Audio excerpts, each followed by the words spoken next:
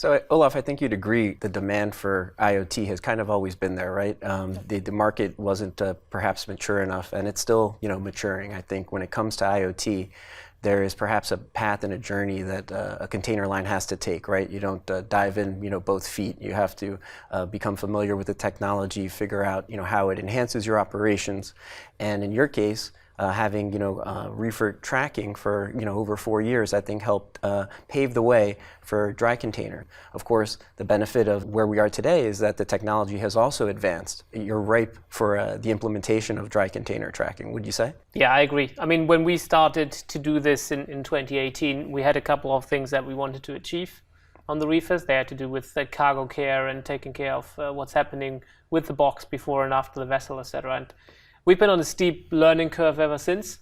Now that when we think about it, we always said that dry container monitoring is not a question of if, it's just a question of when.